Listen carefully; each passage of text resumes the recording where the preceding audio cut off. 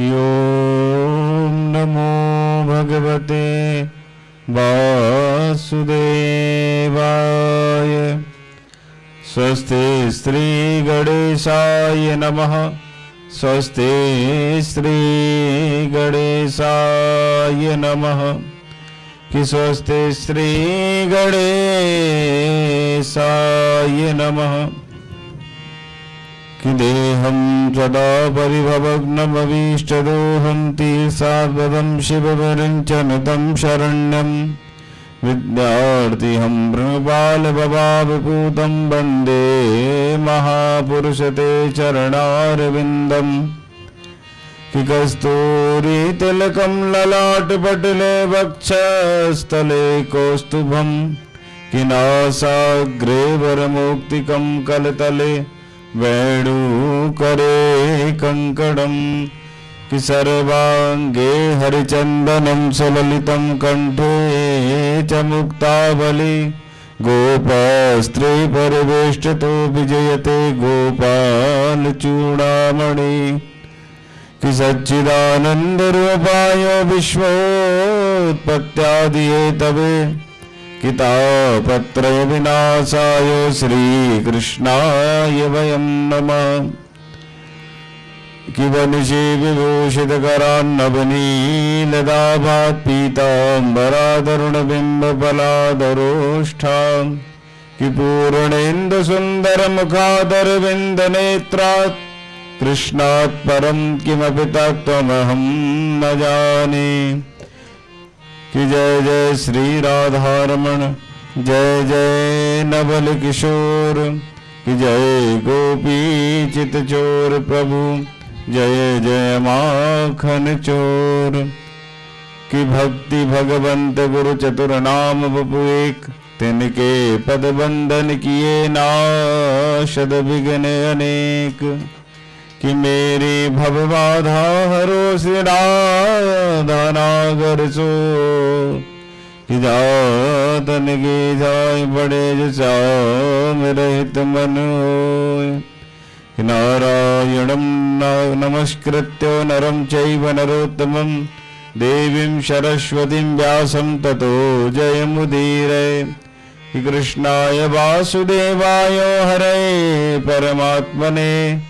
कि प्रणत क्लेशनाशाय गोविन्दाय नमो नमः। गुरुर्ब्रह्मा गुरुर्विष्णु गुरुर्देवो महेश्वर गुरुर्साक्षात् परब्रह्म तस्मै श्री गुरुवे नमः। तस्मै श्री गुरुवे नमः।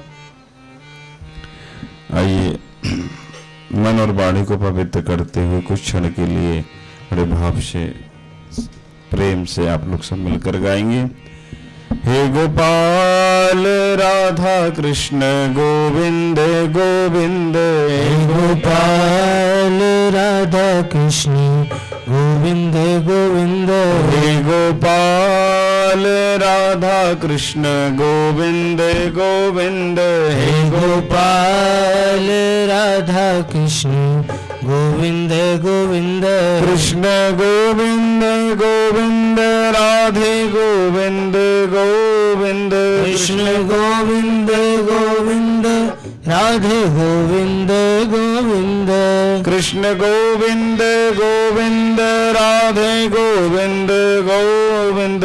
कृष्ण गोविंद गोविंद राधे गोविंद गोविंद। हे गोपाल राधा कृष्ण गोविंद गोविंद। हे गोपाल राधा कृष्ण गोविंद गोविंद। हे गोपाल हे गोपाल हे गोपाल हे गोपाल हे गोविंद हे गोविंद हे गोपाल हे गोपाल हे गोपाल राधा राधा कृष्ण गोविंद गोविंद हे गोपाल राधा कृष्ण गोविंद गोविंद हे गोपाल राधा कृष्ण गोविंद गोविंद हे गोपाल राधा कृष्ण गोविंद गोविंद कृष्ण गोविंद गोविंद राधे गोविंद गोविंद कृष्ण गोविंद गोविंद राधे गोविंद गोविंद कृष्ण गोविंद गोविंद राधे गोविंद गोविंद कृष्ण गोविंद गोविंद राधे गोविंद गोविंद हे गोपाल राधा कृष्ण गोविंद गोविंद हे गोपाल राधा कृष्ण गोविंद गोविंद हे गोपाल राधा कृष्ण गोविंद गोविंद हे गोपाल राधा कृष्ण गोविंद गोविंद हे गोपाल राधा कृष्ण गोविंद गोविंद हे गोपाल राधा कृष्ण गोविंद गोविंद बोले बाल कृष्ण लाल की वृंदावन बिहारी लाल की गंगा मैया की जय जय श्री राधे। परम मंगल में परात्पर अखिलेश्वर नंद नंदन यशोदा नंदन की प्रतिवांगमय स्वरूप श्रीमद् भागवत महापुराण के द्वितीय सत्र की कथा में हम और आप सब प्रवेश कर रहे हैं। भागीरथी पावन मां गंगा के गोद में बैठकर हम लोग सब कथा का आनंद ले रहे हैं। जिस स्थान पर हम लोग बैठे हुए हैं कल कल बहती मां गंगा के, क्योंकि एक भागवत में से एक भागीरथी गंगा का प्रादुर्भाव हुआ है और एक सहज रूप में मां गंगा का प्रादुर्भाव हुआ है। हम लोग दोनों गंगाओं में गोता लगाते हुए आनंद के साथ हम लोग अवगाहन कर रहे हैं। ऐसे भागवत की महिमा जहाँ हम लोग बैठकर कथा को श्रवण कर रहे हैं, ऐसे दिव्य स्थान स्वामी नारायण घाट के पावन सन्निधि में जहाँ हम लोग बैठे हुए हैं और उस भागवत कथा का आनंद ले रहे हैं। भागवत की महिमा बड़ी दिव्य है, अलौकिक है, और जिसने भागवत को समझा है, भागवत कहते किसको है, भागवत को समझने के बाद अपने हृदय में जिसने एक शब्द को भी उतार लिया तो भी उसकी मुक्ति हो गई है। इसलिए भागवत कथा सबको सुनना चाहिए। YouTube चैनल के माध्यम से जो इस कथा का आनंद ले रहे हैं उनको भी बहुत बहुत साधुवाद। और आइए अब हम सब बड़े प्रेम से भाव से श्रीमद् भागवत के कल की हम लोग कथा में हमने जो सुना, सुनने के बाद बस एक यही भाव होता है कि जब व्यक्ति जो जैसे कर्म करता है उसे उसी प्रकार से उसे फल मिलता है। धुंधकारी ने एक समय ऐसा कर्म किया, अंत में भगवान स्मरण किया तो सीधे उसको विमान लेने के लिए आ गए। ये भागवत की महिमा है।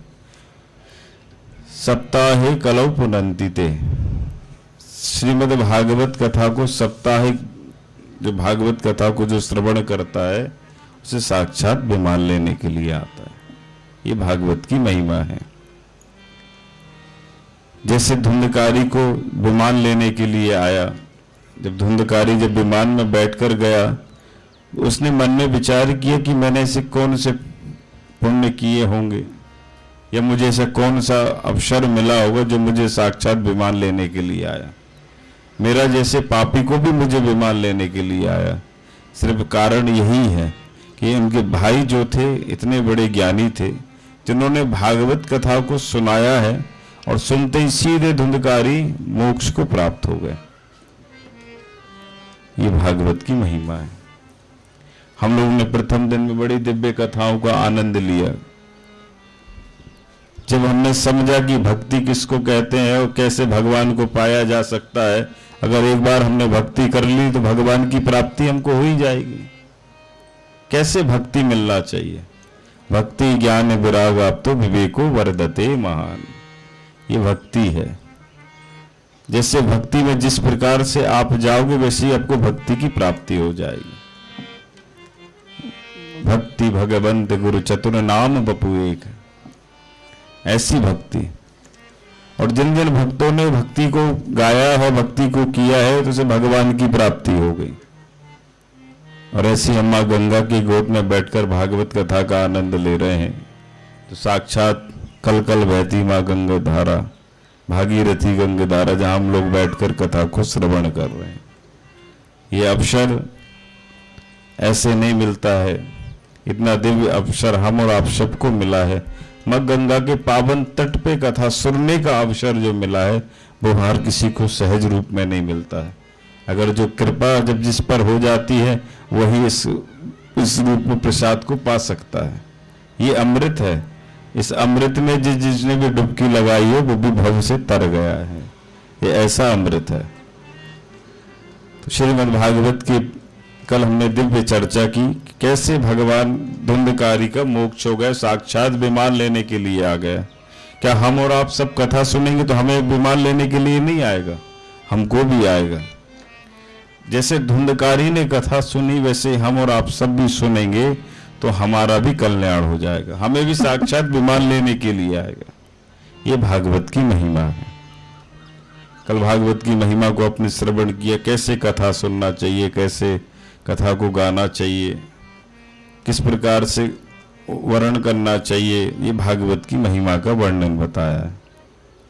आगे बड़ा दिव्य श्लोक प्रथम अध्याय, प्रथम स्कंद का प्रथम अध्याय है, जिसमें बड़ा सुंदर श्लोक है कि जन्माद्यस्यतोऽन्वयादितरतः चार्थे तु विज्ञासुराट् कि तेने ब्रह्म हृदय आदि कवये कि मुह्यन्ति सूरयाः कि तेजो वारिमृदां यथा विनमयो यत्र सर्गो मृषा कि धाम्ना स्वेन सदा निरस्तकुहकं कि सत्यं परं धीमहि। भगवान को सत्य स्वरूप में वंदना की है। भगवान सत्य हैं। जब भगवान का जब जन्म हुआ था तो देवता लोग स्तुति करने आए थे कि सत्यम व्रतम सत्य परम त्रिसत्यम सत्यस्य यो निहितम च सत्ये सत्यस्य सत्यम हृनेत्र सत्यम सत्यात्मकांतम शरणम प्रपन्ना। जब भगवान जब गर्भ में आए तो देवता लोग स्तुति करने गए थे कि आप सत्य स्वरूप हैं, आपकी हम वंदना करते हैं कि आप जल्द से प्रकट हो जाएं, क्योंकि भगवान कभी जन्म नहीं लेता, भगवान तो अजन्मा है। ये कहीं प्रकट नहीं है तो सदा रहता है, अजन्मा भगवान। हम लोग कहते हैं कि भगवान जन्म लेते हैं, भगवान ये लीला करते हैं, वो लीला, भगवान तो अजन्मा, इसका कभी जन्म हुआ ही नहीं है। इसलिए भगवान के सत्य स्वरूप की वंदना कर रहे हैं। जन्माद्यस्यतोऽन्वयादितरतः, इसको कई महापुरुष कृष्ण परक पर भी ले जाते हैं, कई महापुरुष अद्वैत परक पर भी बोलते हैं। तो हमारा सीधा सा स्वभाव है, जिस भाव में हम डूब जाएंगे उस भाव को समझ लेंगे।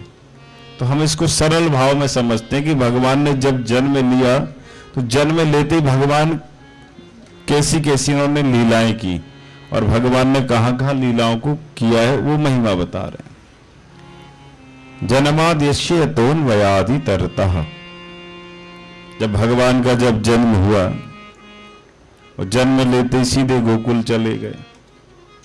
चार सेतु विज्ञः सुराट, भगवान चतुर्भुज रूप में प्रकट हुए थे, कारागृह में शंख चक्र पद्म आदि धारण किए हुए थे।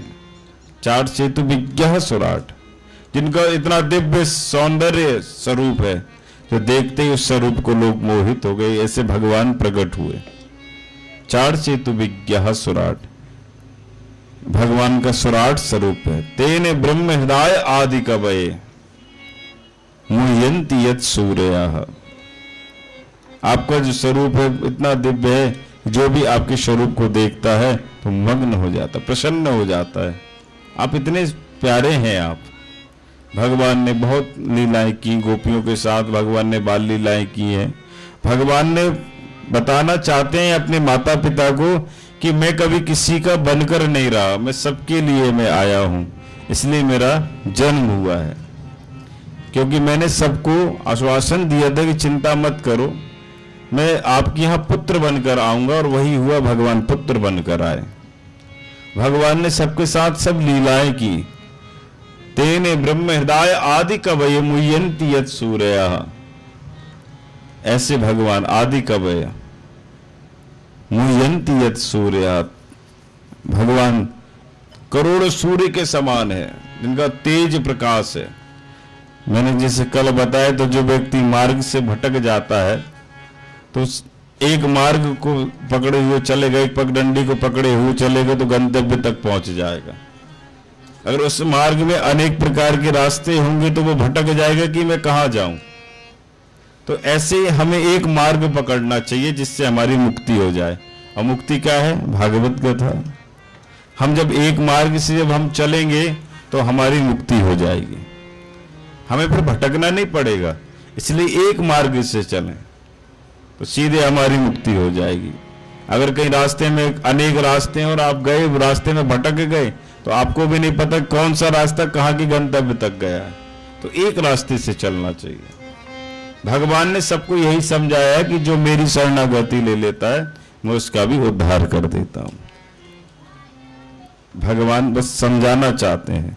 तेजो वारि मृदाम यथा विनिमयो यत्र सर्गो मृषा धामना स्वयं सदा निरस्त कुएकम सत्यम परम धीमहि। भगवान आप सत्य स्वरूप हो, हम आपको प्रणाम करते हैं, आप सत्य स्वरूप हैं। आप भगवान को प्रणाम किया है कि जब भगवान को जब प्रणाम किया, भगवान ने कहा चिंता मत करो, जो मेरी शरणागति ले लेता है मैं उसका भी उद्धार कर देता हूं।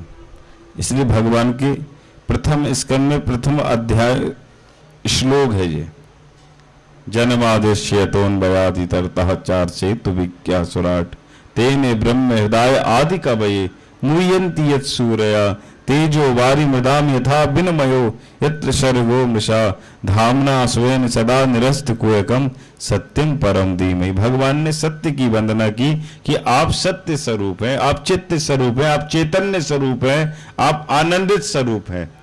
देखिए, चैतन्य का मतलब होता है प्रकाश। जब हमें किसी वस्तु की जब आवश्यकता पड़ती है, जब हम अध्ययन करने के लिए बैठते हैं तो भगवान प्रकाश के रूप में, जब हमारे पास कोई साधन नहीं होता है तो घर में टार्च होती, मोबाइल होती, तो हमें कोई साधन लेना पड़ता है किसी चीज को देखने के लिए। जब आपके पास किसी चीज की साधन नहीं होगी, आप उस चीज को देख नहीं सकते, तो आप पढ़ोगे कैसे? तो इसलिए भगवान प्रकाश स्वरूप हैं।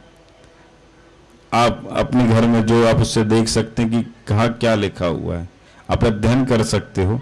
और आपके घर में प्रकाश है तो, क्योंकि भगवान को प्रकाश स्वरूप भी कहा गया है, भगवान को आनंद स्वरूप भी, क्योंकि आनंद ददाति इति आनंद, जो सबको आनंद बरसाए उसी को ही आनंद कहते हैं। ये भागवत की महिमा है। जब सब ऋषि मुनि 88,000 ऋषि मुनि जब भागवत कथा को श्रवण करने लगे तो आपस में देवता लोग कहते हैं, महाराज इतनी दिव्य कथा गंगा बह रही है जिसमें हम और आप सब डुबकी लगा रहे हैं, मगर फिर भी इस गंगा को लोग समझ नहीं पाते कि कैसे हमको डुबकी लगाना चाहिए। उसकी महिमा कहिए। तो श्री शौनकादिक ऋषियों ने दिव्य गंगा की महिमा का वर्णन सुनाया कि कैसे भागवत कथा को, जो बाके बिहारी जी के जो चरणों से निकली हो, ऐसी माँ गंगा की पावन कथा सुनाई है। एक भागीरथी गंगा पीछे बह रही है, एक भागीरथी गंगा यहां से बह रही है। इन जब दोनों गंगाओं में आप डुबकी लगाओगे तो आपको मोक्ष तो मिलना ही है। ये मोक्ष की कथा है। द्वितीय श्लोक में बड़ा सुंदर भगवान ने वंदना की है। भगवान कैसे आए हैं तो उसकी महिमा का वर्णन करते हैं। धर्मान प्रोजित कैतवोत परमो, ये धर्म की, भगवान जब सारे साधनों को जब छोड़कर भगवान की शरणागति, जब भगवान ने अपनी शरणागति में धर्म को ले, बोल जिसका जब कोई सहारा नहीं होता तो भगवान उसे अपनी शरणागति में ले लेते हैं। निर्मशराणाम सताम, निर्मशर होके मतलब भागवत कथा को सुनते रहो, और जितनी इस कथा को सुनोगे आपको उतना ही आनंद आएगा। बस निर्मशराणाम सताम, निर्मल होके भागवत कथा को सुनो। निर्मल मन जन सो मोहि पावा, मोहि कपट छल छिद्र न भावा। आपका निर्मल मन होगा, आपके जब मन, आपका हृदय जब पवित्र होगा, जब आप उस भागवत कथा को सुनेंगे तो आपको समझ में आएगा कि कथा किसको कहते हैं। ये भागवत की महिमा है। ऐसे श्रीमद् भागवत के द्वितीय श्लोक का वर्णन किया है, कैसे भागवत कथा को सुनना चाहिए। जब भगवान ने जब धर्म को जब त्यागा तो भगवान ने कहा जिसका जब कोई नहीं होता तो उसको मैं अपनी शरणा, जैसे हम कहते हैं ना, सर्वधर्मान परित्यज्य मामेकम शरणम व्रजा अहम त्वं सर्व पापेभ्यो मोक्षयिष्यामि मा शुचा। भगवान कहते हैं सारे धर्म शास्त्रों को छोड़कर जो मेरी शरणागति ले लेता है मैं उसका भी उद्धार कर देता हूं। ऐसी भागवत कथा है ये, जिनकी शरणागति में हम और आप सब बैठकर कथा का आनंद ले रहे हैं। और सुबह का काल ब्रह्म मुहूर्त का समय जहां हम लोग कथा बैठकर सुन रहे हैं, ये भागवत कथा है जिसको सुनने से सीधा मोक्ष मिल जाता है। ऋषियों ने पूछा कि महाराज पूरी भागवत में राधा जी का नाम क्यों नहीं लिया। आप लोग सब जानते ही हैं कि सुखदेव जी महाराज राधा रानी को अपना गुरु मानते थे और गुरु का कभी नाम लिया नहीं जाता है। हम अपने से बड़ों का कभी नाम ले सकते हैं क्या? नहीं ले सकते। ऐसे सुखदेव जी महाराज राधा रानी को अपना गुरु मानते थे, इसलिए उन्होंने भागवत में राधा रानी का कहीं नाम नहीं लिया।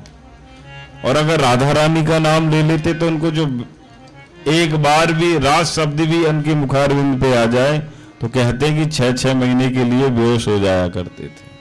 इतना प्रेम, इतना स्नेह राधा रानी से करते, इसलिए उन्होंने भागवत में राधा रानी का स्मरण ही नहीं किया।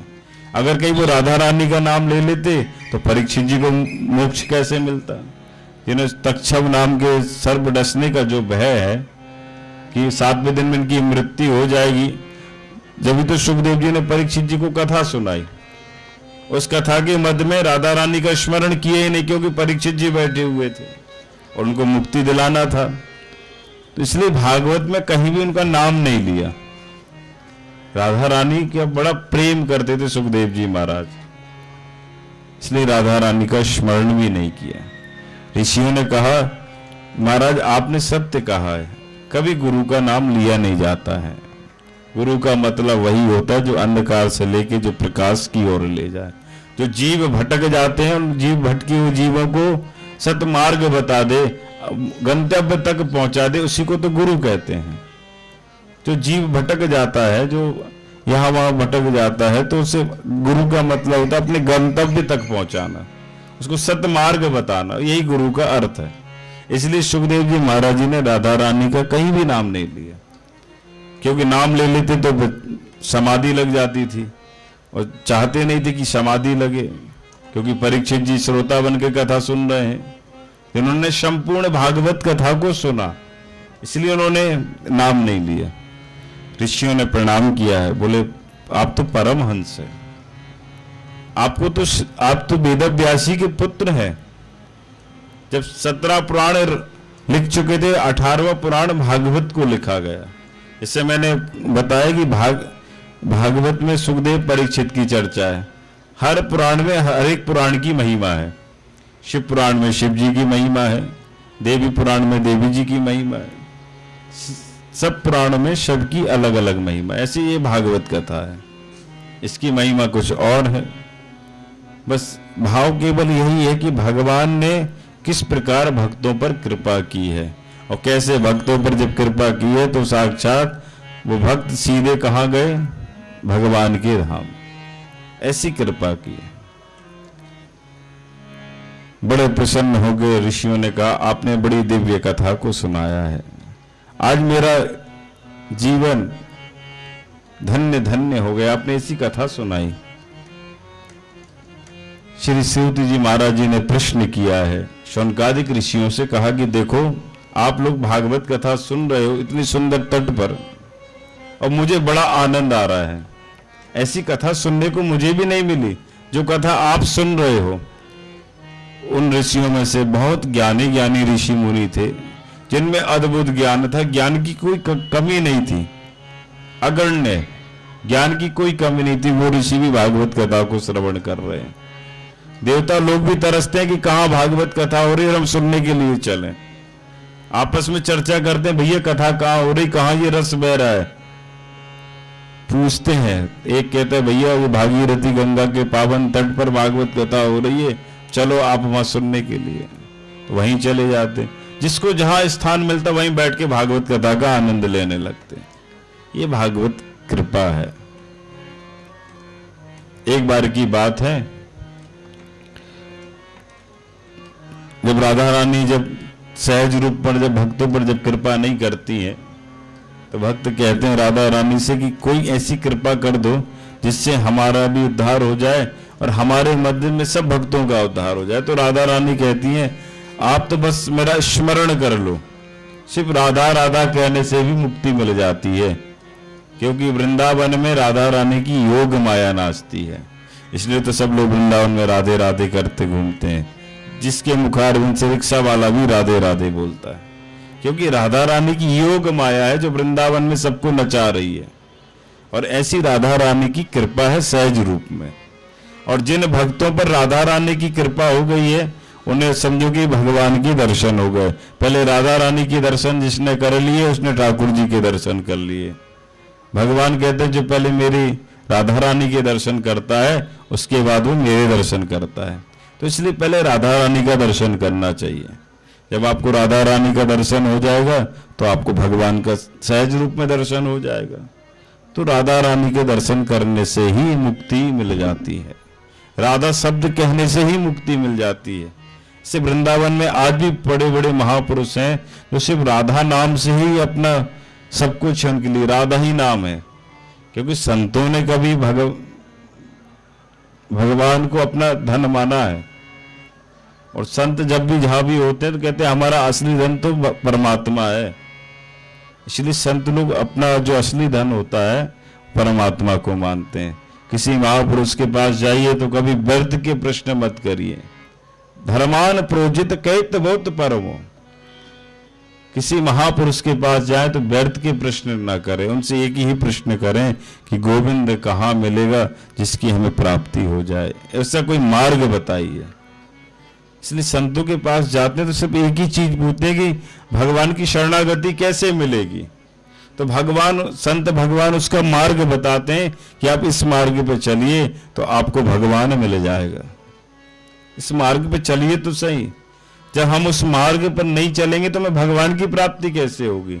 क्योंकि संतों का जो असली धन है वो है परमात्मा। और परमात्मा को ही अपनी असली धन मानते हैं और किसी को अपना धन नहीं मानते हैं।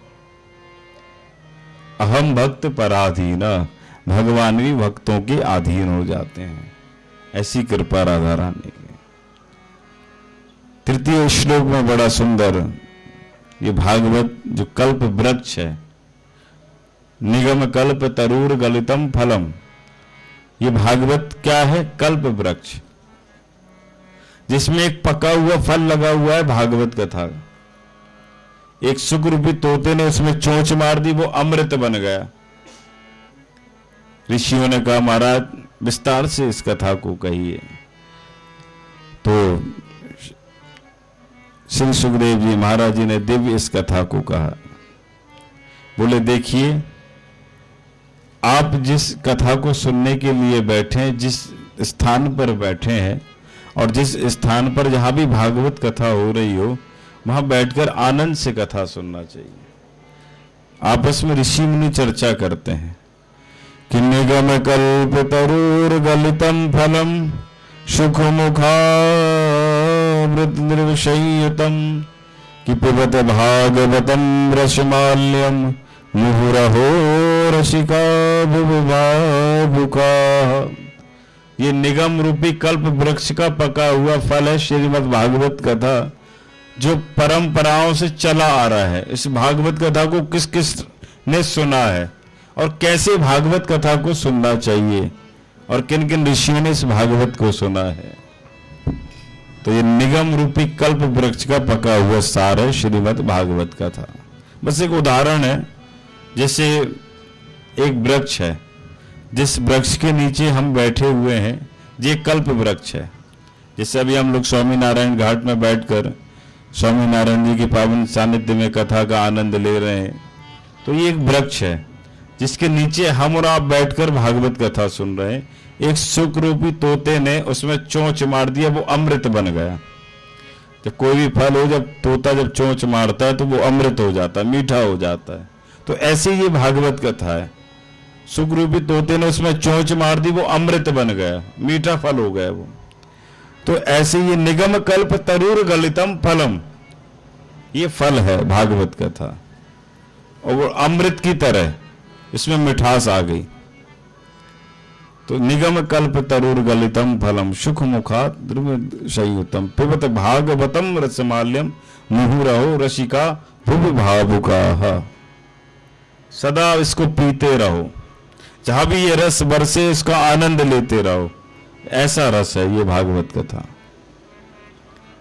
इस कथा को किस किस ने पिया है, कैसे ये परंपरा चली आई है, इसकी महिमा बताइए।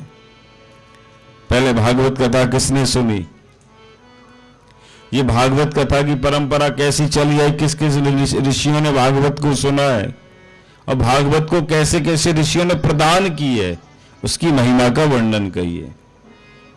तो बड़े सुंदर भाव में ऋषि मुनि कहते हैं, देखिए जिस भागवत कथा को हम और आप सब सुन रहे हैं, ये साक्षात ये प्रत्यक्षः कृष्ण एव ही, साक्षात ये कृष्ण का ही स्वरूप भागवत कथा है।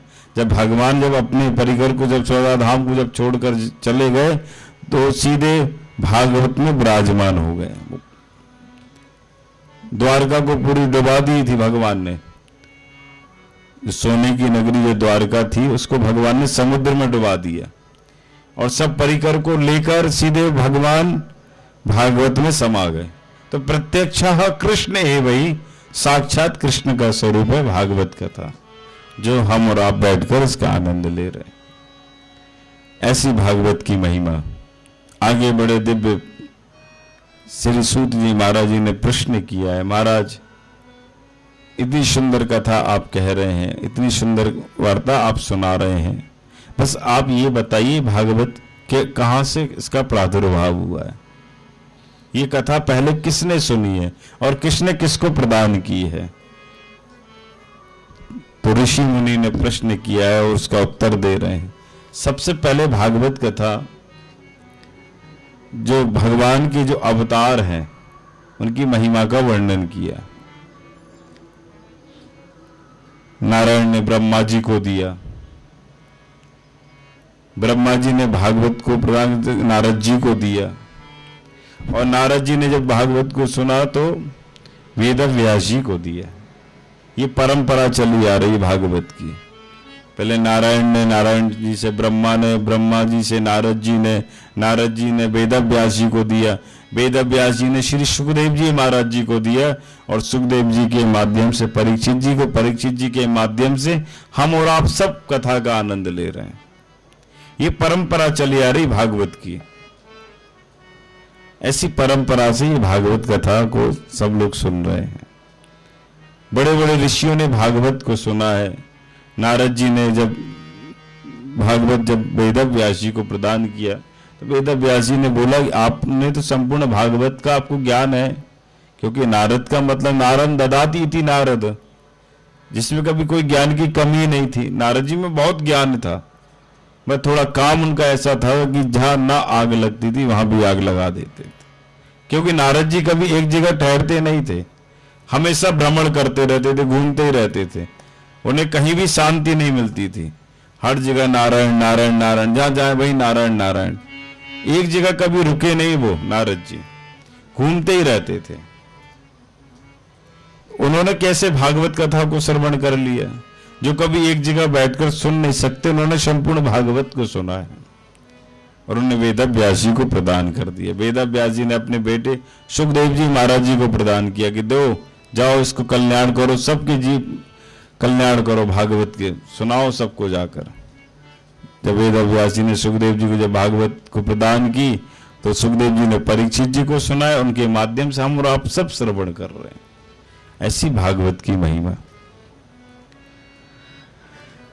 नेमि से चेतिसोन का जो ऋषि थे नेमिशारण की भूमि में, जो सोनकादिक ऋषि बैठकर जो कथा को आनंद ले रहे थे, बोले भैया ये भागवत की परंपरा है जो हम और आप बैठकर सब इसका आनंद ले रहे हैं, और मैं तो सिर्फ माँ गंगा को कथा सुनाने के लिए आया हूँ, भागीरथी को मैं गंगा कथा सुनाने के लिए आया हूँ, क्योंकि ये तो बांके बिहारी के चरणों से निकली हुई गंगा है जहाँ हम और आप सब गोता लगा रहे हैं। एक गंगा बह रही है, एक गंगा यहाँ से बह रही है, तो ये भागीरथी गंगा और एक बांके बिहारी के चरणों से निकली हुई गंगा, हम लोग उस गंगा में आह्वान कर रहे हैं। ऐसी ये गंगा जिसमें हम और आप सब डुबकी लगा रहे हैं, ये भागवत की महिमा है। जब परंपरा, जब शाखा चली आई, भागवत कथा सबने सबको प्रदान की, सब इस कथा को सुन रहे हैं, बड़ा आनंद आया। ऋषियों ने कहा भैया ऐसी कथा हमने पहली बार सुनी जो आप हम सबको सुना रहे हैं। तो दिव्य ऋषियों ने, सोनकादिक ऋषियों ने कहा चिंता मत करो, आगे तो अभी आपको और भी कथाएं सुनने को मिलेंगी। जब आप इस कथा को सुनोगे, आप एकाग्रचित्त होकर ध्यान से इस कथा का आनंद लोगे, तो आपको स्वयं भागवत कथा का स्मरण हो जाएगा। इसी भागवत कथा को सुना है। एक बार की बात है कि बरसाने की रसिक संत थे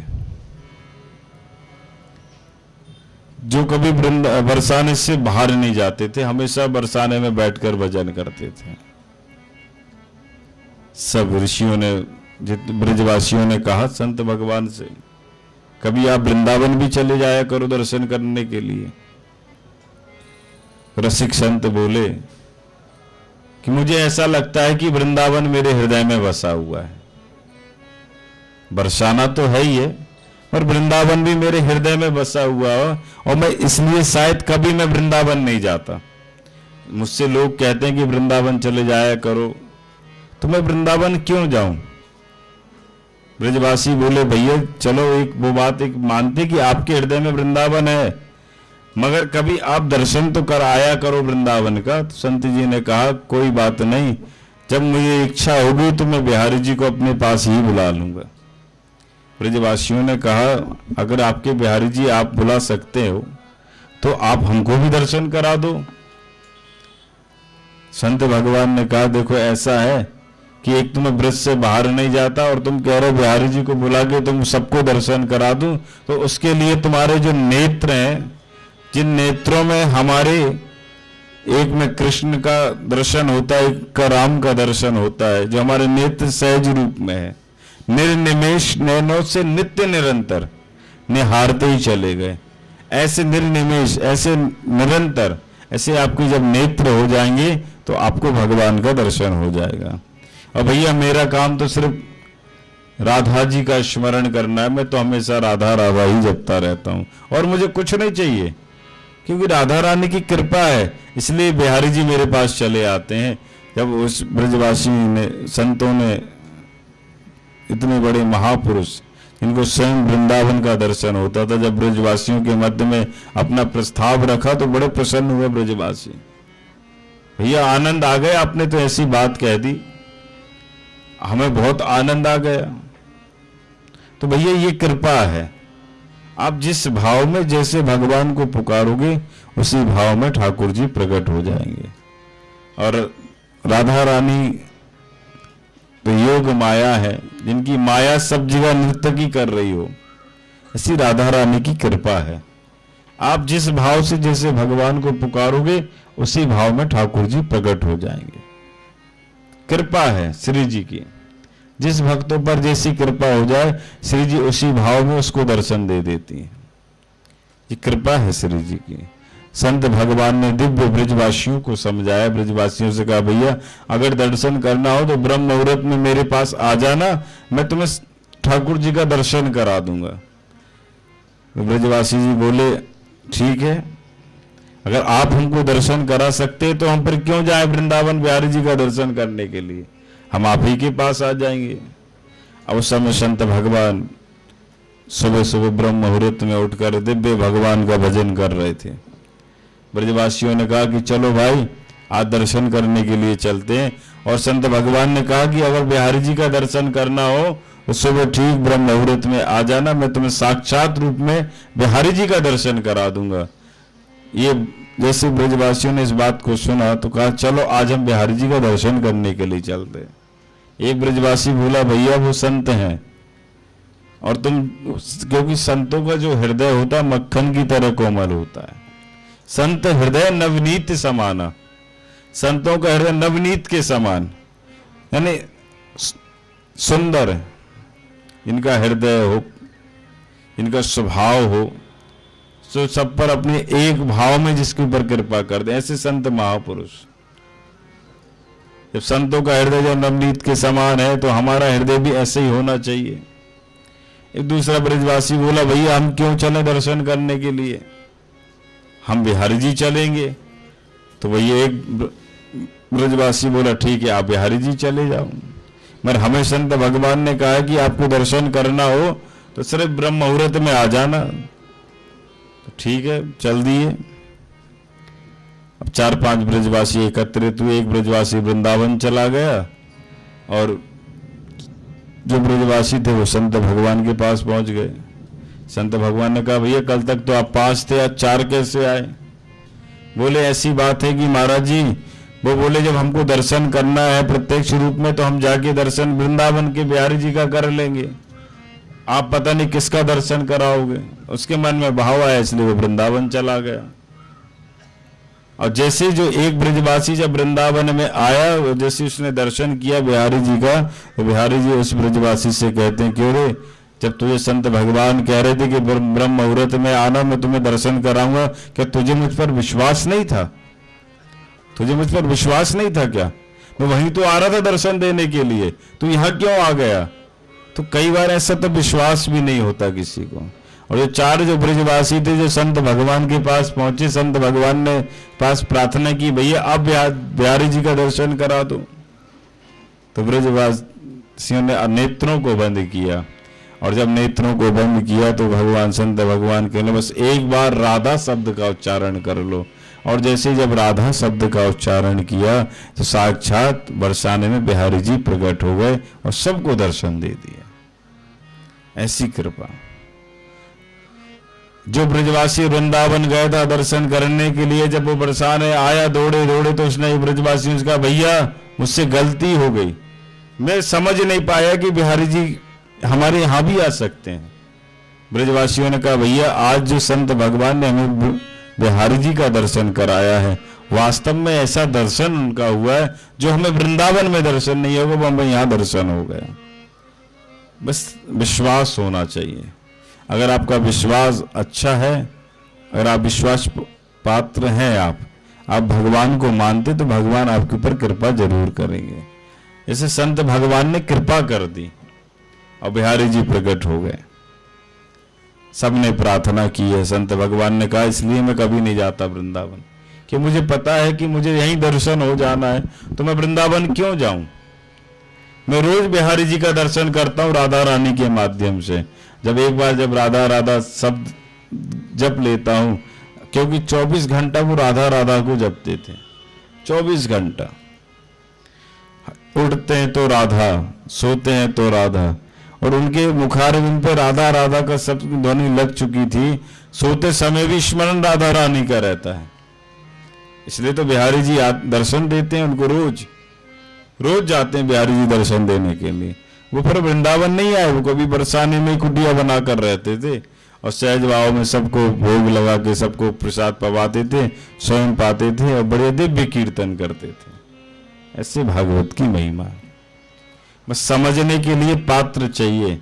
अगर आपका पात्र शुद्ध है, आपका पात्र बिल्कुल शुद्ध पवित्र है, तो उस पात्र में ये भागवत रूपी गंगा रुक सके, ऐसा पात्र होना चाहिए जिसमें हम और आप बैठकर सब कथा को सुन सकें। सदिव्य पात्र होना चाहिए, स्वर्ण के पात्र के समान। इसे गुरुदेव भगवान कहते हैं कि शेरनी का जो दूध होता है स्वर्ण के पात्र में रुकता है। ऐसे जब आपका हृदय जब स्वर्ण के पात्र के समान होगा तो ये भागवत रूपी गंगा आपके हृदय में रुक सकेगी। ये भागीरथी गंगा है जिसमें हम और आप सब डुबकी लगा रहे हैं। ऐसी कृपा बिहारी जी की, दिव्य आनंद बरसाया है, लोगों ने बहुत प्रसन्न हुए। महाराज आज आपने ऐसे दिव्य दर्शन करा दिए बिहारी जी के। जब हमको दर्शन करना होगा तो हम तुम्हारे पास आया करेंगे और तुम इसे सहज भाव में इसका दर्शन कराया करना। रोज संत महापुरुष बरसाने के एकत्रित हुए और सारे संत की कुटिया में पहुंच जाए सुबह ब्रह्म मुहूर्त में, और संत भगवान सबको राधा रानी का दर्शन कराएं। लो भाई कर लो राधा रानी का दर्शन, लो भाई कर लो बिहारी जी का दर्शन, क्योंकि राधा ही कृष्ण, कृष्ण ही राधा है, इनमें अंतर कोई नहीं है। दोनों का एक ही स्वरूप है, राधा और कृष्ण, इनमें कोई अंतर नहीं है। राधा ही कृष्ण, कृष्ण ही राधा, अंतर नहीं निमेष, इनमें कोई अंतर नहीं है, दोनों का एक ही स्वरूप है। भगवान ने सब भक्तों पर अपने अपने भाव से कृपा की है, और किस भाव से कैसी कृपा की है ये भगवान राधा रानी सहज रूप में कृपा करती है। ऐसी राधा रानी की कृपा है। दिव्य भागवत के महिमा को, भागवत को प्रदान किया है। एक बार की बात है, दासीपुत्र नारद की कथा आती है। जो नारद की जो माँ थी वो संतों की सेवा किया करती थी, बहुत सेवा करती थी। और नारद जी भगवत स्मरण करते थे, हर समय भजन करते थे। मैंने कहा ना कि प्रेम सबसे करो, ममता किसी से मत करो। प्रेम करना हो तो भगवान से करो, तो शायद शरणागति मिल जाए, और ममता करोगे तो फंस जाओगे, भजन नहीं हो पाएगा। इसलिए प्रेम सबसे करो, ममता किसी से मत करो। अब नारद जी का विचार यही था कि मैं प्रेम भगवान से करता हूं, मेरी ममता मगर मेरी यहां टिकी हुई है माँ में, और जब तक माँ जाएगी नहीं तो मेरा भजन अच्छे से हो नहीं पाएगा। अब मुझे भजन करना है।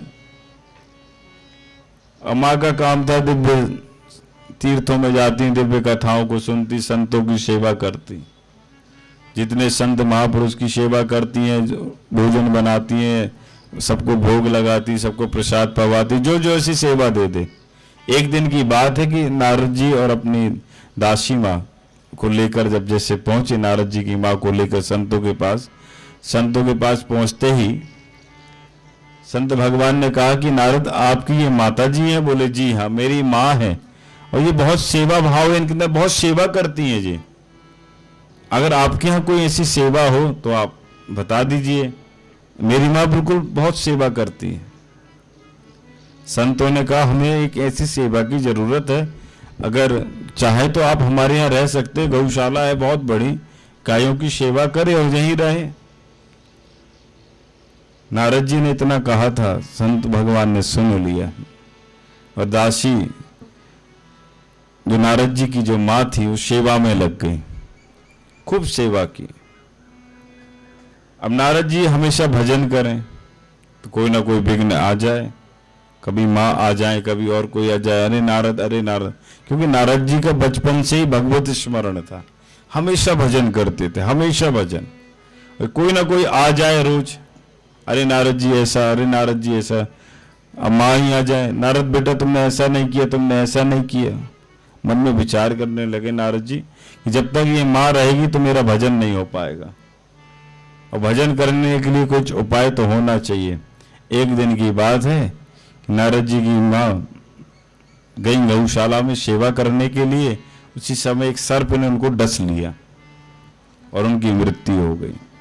नारद जी को बहुत प्रसन्नता हो गई कि अब मुझे कोई रोकने वाला नहीं है। फिर जब नारद जी ने जब भजन को प्रारंभ किया तो ऐसा भजन करने लगे, क्योंकि जब तक माँ थी तो उनसे भजन नहीं हो पाया था। माँ के जाने के बाद उन्होंने भजन प्रारंभ कर दिया, और संतों ने जो मंत्र दिया उसी का जाप करते। संतों ने कहा बेटा इस मंत्र का जाप करो, तुम्हें भगवान की प्राप्ति हो जाएगी। नारद जी उसी का जाप करने लगे, जो जैसा मंत्र दे नारद जी उसी का जाप करने लगे। संत भगवान ने दिव्य नारद जी को मंत्र दे दिया, और नारद जी बड़े प्रेम से श्रीमन नारायण जपते रहे। अतः नारद जी को इतना ज्ञान हो गया कि ज्ञान की कोई कमी नहीं थी। जो कभी एक जगह रुक नहीं सकते, उन्होंने भी पूरी भागवत को सुना है। सोचिए आप, इनका कभी एक जगह पैर टिकता नहीं, उन्होंने पूरी संपूर्ण भागवत को सुन लिया। तो ऐसे नारद की कथा कही है। नारम ददाति इति नारदा, जो सबको ज्ञान प्राप्त करे उसी को कहते हैं नारद।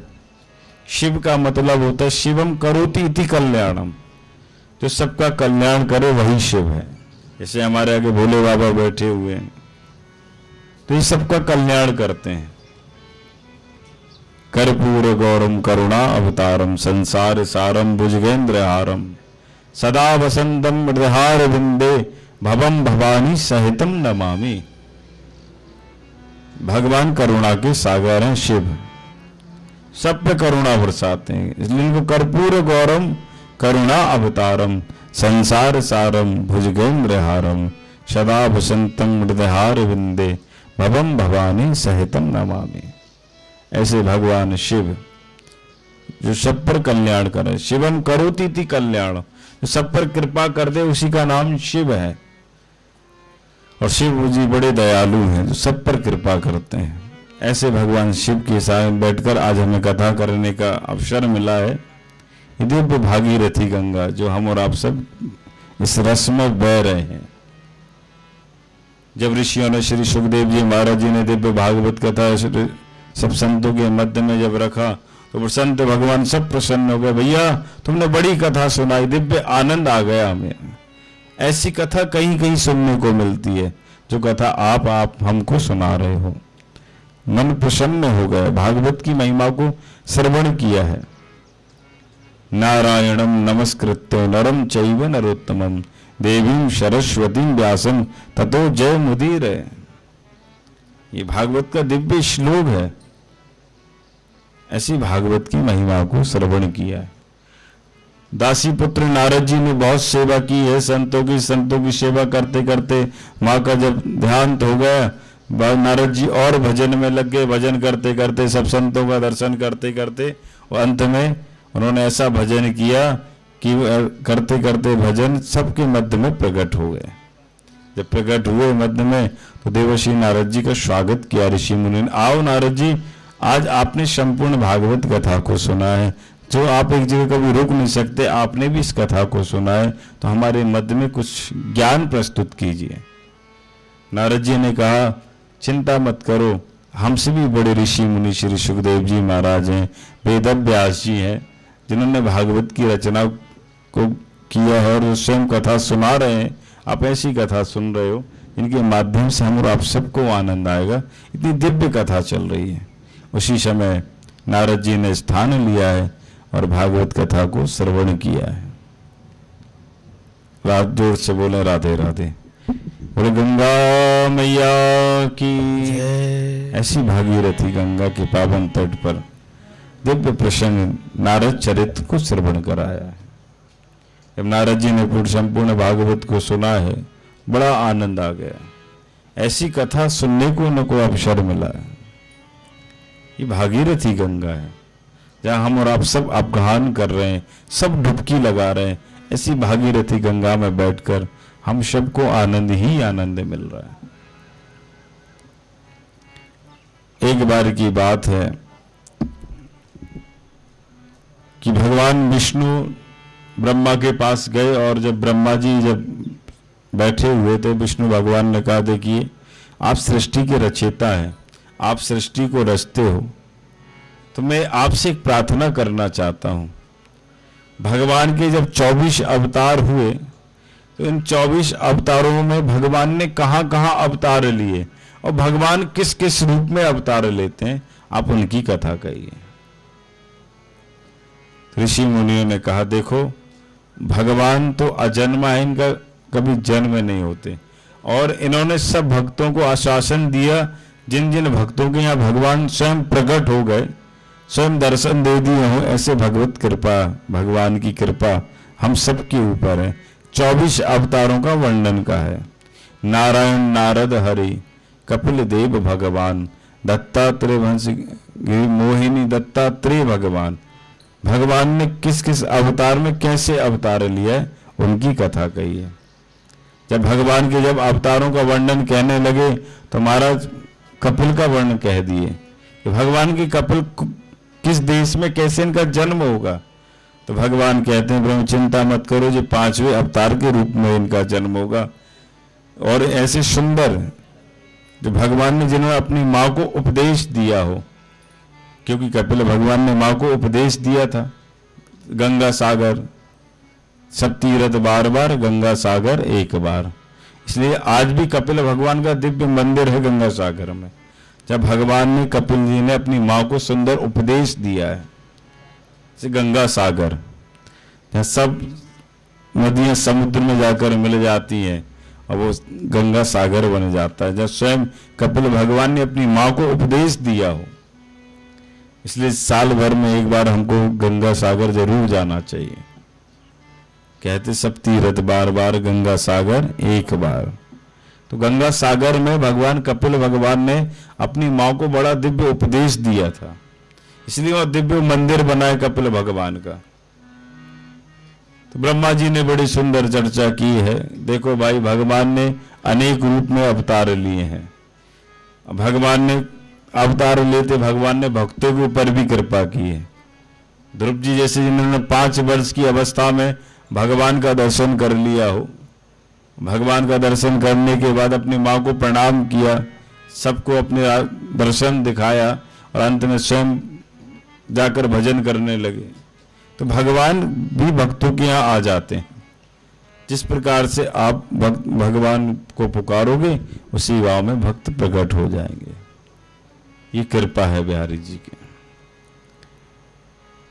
क्योंकि भागवत में तो दिव्य वर्णन आता है कि जब भगवान के 24 अवतार हुए, तो 24 अवतारों में भगवान ने अनेक रूप धारण किए। कहीं 5 वर्ष की अवस्था में आए, कहीं भगवान पर कृपा की है, और कैसे कैसे भक्तों पर भगवान ने कैसे कृपा की। भगवान ने कहा मैं जो भक्त मेरे लिए सब कुछ समर्पित कर देता है, मैं उसके यहाँ बाल रूप में प्रकट हो जाता हूँ।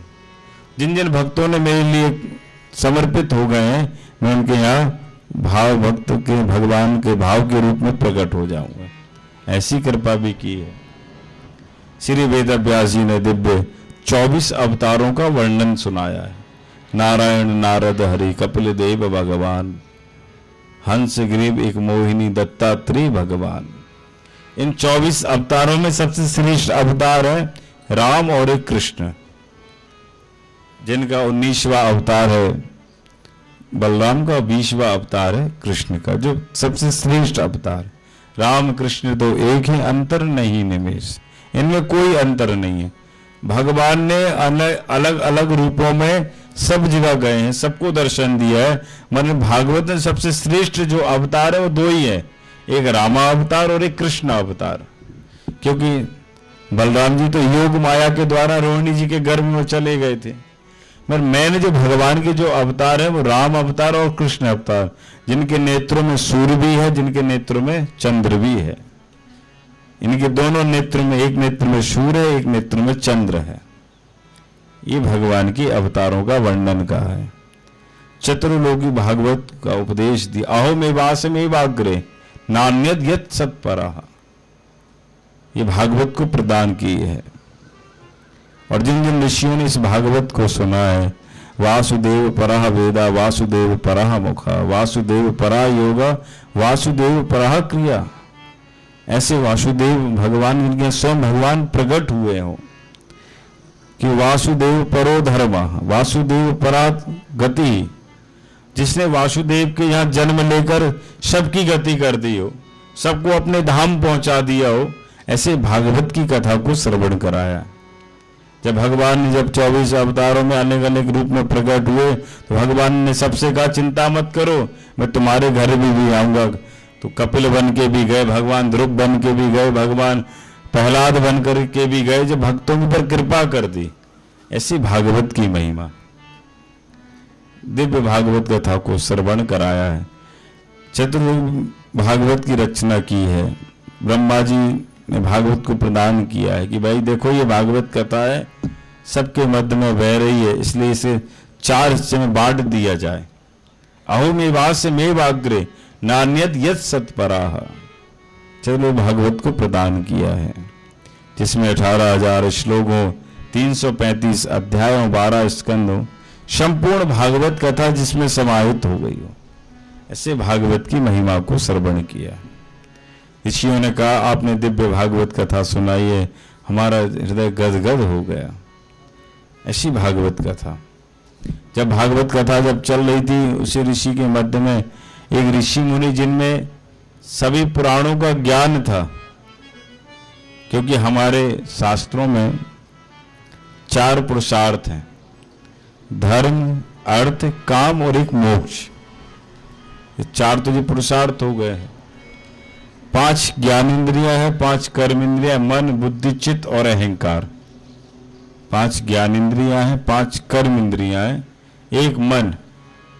जैसे हमारे गुरुदेव भगवान उदाहरण देते हैं, जैसे क्रिकेटर होते हैं, 11 खिलाड़ी होते हैं, ऐसे ये 5 ज्ञान इंद्रियां हैं, 5 कर्म इंद्रियां और एक मन है। बुद्धि, चित्त और अहंकार ये एक अलग भाव, जिसके अंदर थोड़ा भी अहंकार आया, भगवान वहां से तुरंत खिसक जाते हैं। जहां आया अभिमान, वहां से खिसक गए भगवान। इसलिए कभी अभिमान नहीं करना चाहिए। न जाने किस भेष में नारायण आ जाए, न जाने कब भगवान आ जाए आपके घर। इसलिए कभी एक सा ही भाव रखना चाहिए। अगर आपके अंदर एक भाव है तो भगवान आपके यहाँ किस रूप में आ जाएंगे आपको पता भी नहीं चलेगा, क्योंकि भगवान कभी भी प्रकट हो जाते हैं। और जिस भाव से आप भगवान को बुलाओगे उसी भाव में ठाकुर जी प्रकट हो जाएंगे। ये कृपा है बिहारी जी की।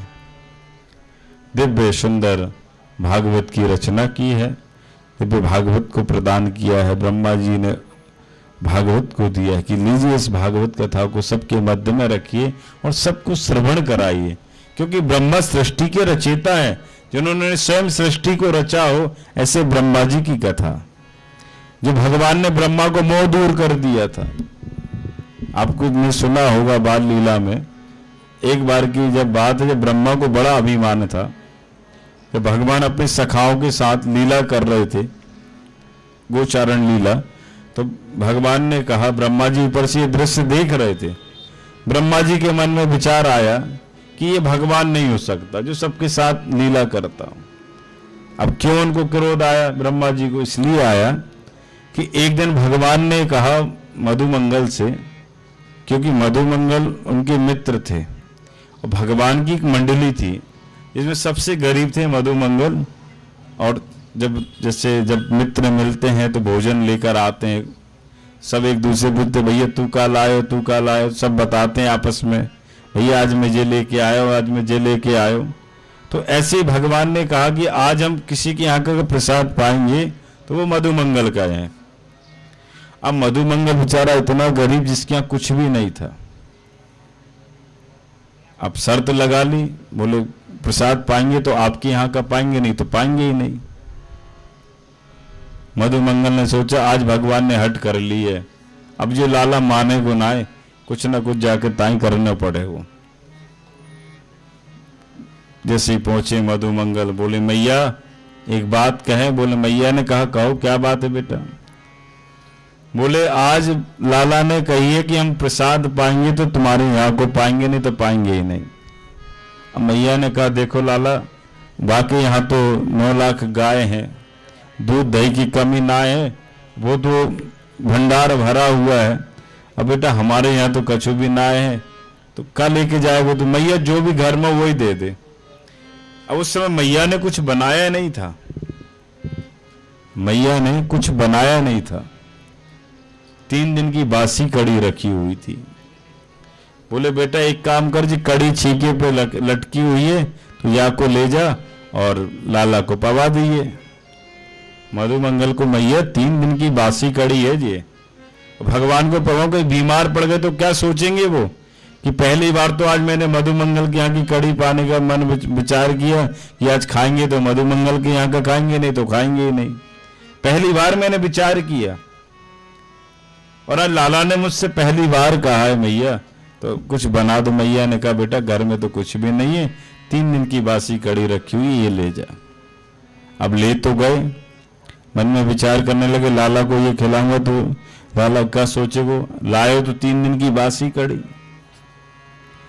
चने रखे हुए थे। सब मित्र बोले आज अभी कोई प्रसाद नहीं पाएगा तो मधुमंगल के यहाँ से प्रसाद नहीं आ जाता। आपस में सब चर्चा करने लगे। मधुमंगल एक वृक्ष के पीछे खड़े, कोई ने सोचा जी कड़ी अगर मैं लाला को दूंगा, कहीं बीमार पड़ गया, कहीं कुछ उसको हो गया तो उसके जिम्मेदार मैं बनूंगा, इसलिए मैं लाला को ये कड़ी दूंगा ही नहीं। और स्वयं मधुमंगल उस कड़ी को पीने लगे। भगवान ने उस दृश्य को देखा और ब्रह्मा जी उस दृश्य को ऊपर से देख रहे थे। जो ब्रह्मा जी सृष्टि के रचयिता हो, जो स्वयं सृष्टि को रचते हैं, वो ब्रह्मा उस दृश्य को देख रहे हैं। जब भगवान ने, जब उस मधुमंगल ने उस कड़ी को पिया, भगवान ने देखा, भगवान ने कहा क्यों रे मधुमंगल, अकेले अकेले तू कड़ी पी गए, तूने मुझसे पूछा भी नहीं। बोले लाला ऐसी ऐसी बात है, मेरे मन में विचार आया 3 दिन की बासी कड़ी है, मैं तुम्हें दूंगा, बीमार न पड़ जाऊं। अरे यह भी कोई कहने की बात है।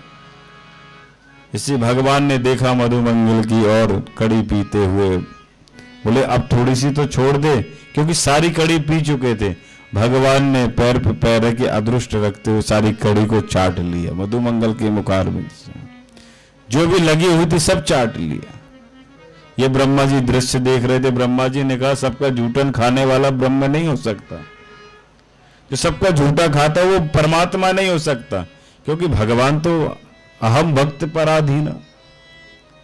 भगवान कभी किसी के घर का प्रसाद पाते नहीं, जिसके अंदर भाव होता है उसी के यहाँ का प्रसाद पाते हैं। और ये कभी ये सबका झूठा खाने वाला ये ब्रह्म नहीं हो सकता। ब्रह्मा जी ने दृश्य देख रहे थे। ब्रह्मा जी ने कहा अभी इसका प्रत्यक्ष रूप में प्रमाण दे देता हूं। भगवान गायों को चराने के लिए गए थे। सब ब्रह्मा जी ब्रह्मलोक से आए वृंदावन, और जब वृंदावन पहुंचे सारी गायों को चुरा के ले गए, सारे ग्वाल बाल चुरा के ले गए। भगवान ने एक दृश्य देखा। भगवान ने कहा इतने सारे ग्वाल बाल कहाँ गए, गाय कहाँ गई। भगवान ने ध्यान किया, ब्रह्मा जी देखा तो ब्रह्मा जी के ब्रह्मलोक में सब बैठे हुए हैं। ओहो, ब्रह्मा जी हमसे भी ज्यादा चालाकी करते हैं।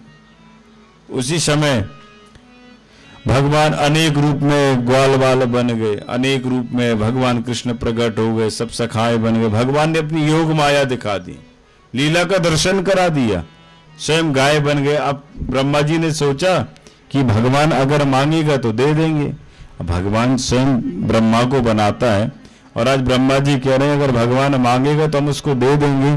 तो ये तो कटौती वाली बात है। ब्रह्मा जी ब्रह्मलोक से दृश्य देख रहे हैं और ठाकुर जी वृंदावन से ब्रह्मलोक का दर्शन कर रहे हैं। अब ब्रह्मा जी ने सोचा मांगेगा तो दे देंगे। ब्रह्मा जी ऊपर से मुस्कुरा रहे हैं, देख रहे हैं, मन में विचार करने लगे। उसी समय क्या हुआ, जब भगवान स्वयं ग्वाल बाल बन गए थे, भगवान स्वयं बछड़े बन गए थे, भगवान अनेक प्रकार की लीलाएं करने लगे। ऐसी लीला करने लगे, कृपा कर दी बिहारी जी ने। बोले मांगेगा तो स्वयं दे देंगे। ब्रह्मा जी जैसे ब्रह्मलोक से दर्शन कर रहे थे, चलो शायद लाला रो रहा होगा क्योंकि उसके ग्वाल बाल गायब हो गए, उसके बछड़े गायब हो गए, चलो मैं चलता हूं। जैसे ब्रह्मलोक से वृंदावन आए, ब्रह्मा जी जैसे वृंदावन में पहुंचे और भगवान वृंदावन से ब्रह्मा बनकर पहुंच गए कहां, ब्रह्मलोक। अब देखिए ब्रह्मा का मोह दूर करना चाहते हैं ठाकुर जी, जिसको इतना अभिमान है कि मैं स्वयं सृष्टि को रचता हूं, आज मैं उसको मैं इसका प्रत्यक्ष प्रमाण दे देता हूं। ब्रह्मा को बड़ा अभिमान था कि मैं ब्रह्मा हूं, मैं सृष्टि को रचता हूं, और भगवान ने ब्रह्मा का मोह दूर कर दिया। और जैसे ब्रह्मा जी वृंदावन से पहुंचे और वृंदावन से ठाकुर जी ब्रह्मा बन के पहुंचे, ब्रह्मा के द्वारपालों से कहा देखो आजकल ऐसे नकली ब्रह्मा कई डोल रहे, और कोई आए तो घुसने मत देना। भगवान स्वयं ब्रह्मा बन के पहुंचे ब्रह्मलोक में, और जाकर सैया पर बैठ के दिव्य आनंद के साथ झूला झूल रहे हैं, साथ में किशोरी भी बैठी हुई है। अब ब्रह्मा आए वृंदावन में ढूंढते ढूंढते कि शायद कहीं रो रहा होगा लाला, चलो दर्शन करने के लिए चलते हैं। बड़ी दूर तक देखा, लाला का दर्शन नहीं हुआ, शायद भगवान दुखी हो गए। ब्रह्मा ने मन में विचार किया, चलो ठीक है मैं सारे ग्वाल बाल दे देता हूं, मैं ठाकुर जी को रोते हुए नहीं देख सकता, दुखी होते हुए नहीं देख सकता। उनको क्या पता है कि ब्रह्मा सबसे बड़ा चालाक है, तो स्वयं सबको रचता हो, स्वयं ब्रह्मा बन के पहुंच गया हो, उससे बड़ा कोई चालाक हो सकता है क्या। ब्रह्मा जैसे वृंदावन में आए और वृंदावन में जैसे ही पहुंचे मन में विचार किया यहाँ ठाकुर जी नहीं है, चलो कोई बात नहीं, चलते हैं ब्रह्मलोक। अब जैसे असली ब्रह्मा ब्रह्मलोक में पहुंचे तो ब्रह्मलोक में पहुंचते द्वारपालों ने कहा कहाँ जा रहे हो? अरे बोले मैं तुम्हारे असली ब्रह्मा हूं और तुम मुझी को रोक रहे हो। बोले असली ब्रह्मा जी आप नहीं हो, आप तो कोई नकली ब्रह्मा लगते हो। अरे तुम क्या कह रहे हो? द्वारपालों ने ब्रह्मा जी को रोका, जब अंदर नहीं जाने थे धक्का दे दिया, ब्रह्मा जी गिर गए। ब्रह्मा ने सोचा कि मैं असली ब्रह्मा, मुझसे भी बड़ा असली ब्रह्मा कौन आ गया, तो मुझे द्वारपाल अंदर ही नहीं घुसने दे रहे। बोले हमारे जो असली ब्रह्मा है वो अंदर बैठे हुए हैं। अरे भाई मैं तुम्हारा असली ब्रह्मा हूं। बोले आप ब्रह्म नहीं हो, आप तो नकली ब्रह्मा जी हो। असली ब्रह्मा तो कब का अंदर बैठ के मंद मंद मुस्कुरा रहा है, दिव्य झूला झूल रहे हैं ठाकुर जी। जैसे ब्रह्मा जी ने ध्यान किया तो देखा टेढ़ी टांग वाला मुरली वाला मुस्कुराते मंद मंद मुस्कुरा रहे हैं और राधा रानी के साथ ब्रह्मा जी को दर्शन हो रहा है। ऐसे ब्रह्मा, जब ब्रह्मा को पता चला कि मुझ में कितना अभिमान है, जो स्वयं सृष्टि के रचयिता ब्रह्मा हो, भगवान ने उनका भी ब्रह्म रूप धारण करवा दिया। ऐसे ब्रह्मा जी, उनका मोह दूर करा दिया। ऐसे ब्रह्मा जी की कृपा है। ब्रह्मा जी को बड़ा आश्चर्यचकित हुआ कि मैं तो अपने आप को बहुत कुछ मानता था, मगर आज मैं सब कुछ भूल गया। भगवान ने ब्रह्मा को मोह दूर किया। वही ब्रह्मा है जी, जो स्वयं ठाकुर जी ब्रह्मा बनकर आए और वृंदावन पहुंचे, ब्रह्मलोक में गए, ब्रह्मा जी को दिव्य दृष्टि का दर्शन कराया है।